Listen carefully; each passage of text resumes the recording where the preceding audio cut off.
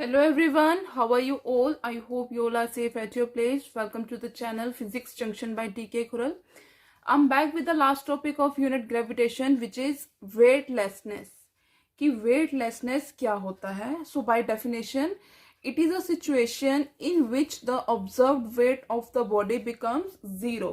ये वो सिचुएशन होती है जहां पे किसी भी बॉडी का जब हम वेट ऑब्जर्व करेंगे तो वो हमें जीरो मिलेगा. ऐसा किन किन सिचुएशन में हो सकता है और ऐसा क्यों हो सकता है हम वो देखेंगे कि ऐसा क्या है कि जो बॉडी है वो वेटलेसनेस फील करती है. हम सभी को ये पता है कि जो वेट होता है बॉडी का वो क्या करती है, वो फोर्स डालती है अर्थ की सरफेस के ऊपर. अर्थ की सरफेस के ऊपर वो क्या करती है, बॉडी फोर्स डालती है. फोर्स किस वजह से होगा, क्यों हम अर्थ की सरफेस के ऊपर खड़े हो पा रहे हैं, ड्यू टू ग्रेविटेशन. अगर ग्रेविटेशन नहीं होगा तो हम बॉडी की, हमारी जो बॉडी है वो हमारी अर्थ की सरफेस के ऊपर खड़ी नहीं हो सकती है. सो क्या है कि हमें पता है कि जो वेट होता है बॉडी का वो फोर्स होता है जो कि अर्थ के द्वारा अट्रैक्ट किया जाता है टुवर्ड्स इट्स सेंटर. और जब अगर कोई पर्सन अर्थ की सरफेस के ऊपर खड़ा होता है तो इट मीन्स वो क्या कर रहा है, अर्थ की सरफेस को प्रेस करता है डाउनवर्ड डायरेक्शन में विद हिज वेट, उसकी वेट की वजह से.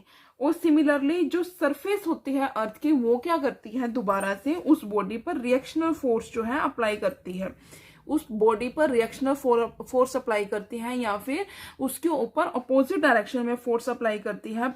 That is why the person is at rest. इसी वजह से जो पर्सन है वो रेस्ट की पोजीशन पे अर्थ की सरफेस पे खड़ा हो सकता है. और ये जो सेम प्रिंसिपल है, ये सेम प्रिंसिपल किसके ऊपर भी अप्लाई होता है, जब हम किसी भी बॉडी का वेट जो है मेजर करते हैं स्प्रिंग बैलेंस की हेल्प से.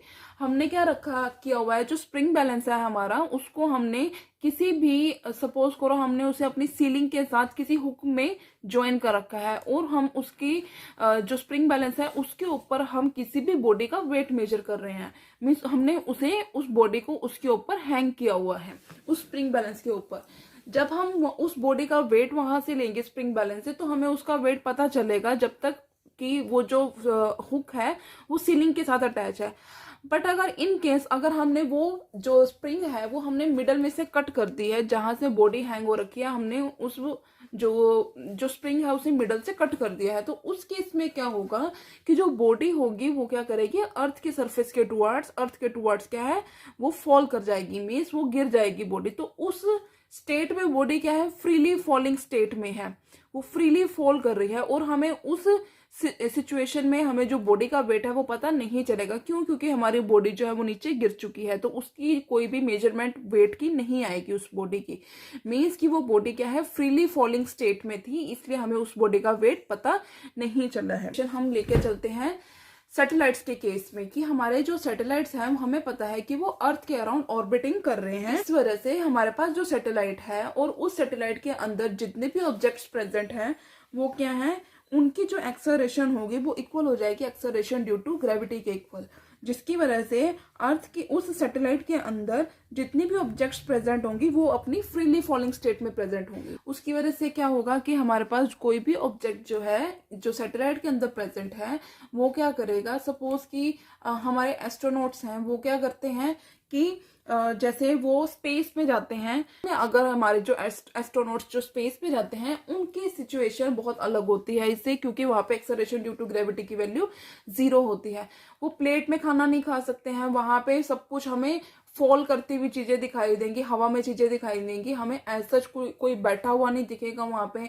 अगर हम ग्लास में पानी डालेंगे तो वो पानी हम, पहली बात तो ग्लास हमारे हाथ में आ ही नहीं सकता, तो वो वहां पे क्या है, फ्रीली फॉलिंग सिचुएशन हो जाती है. क्यों? क्योंकि वहां पे क्या है कि हमारे पास एक्सेलरेशन ड्यू टू ग्रेविटी 0 है, जिसकी वजह से क्या होगा कि बॉडी में जो वेट है वो किसके इक्वल हो जाएगा, 0 के इक्वल. वेट क्या होता है, mg होता है.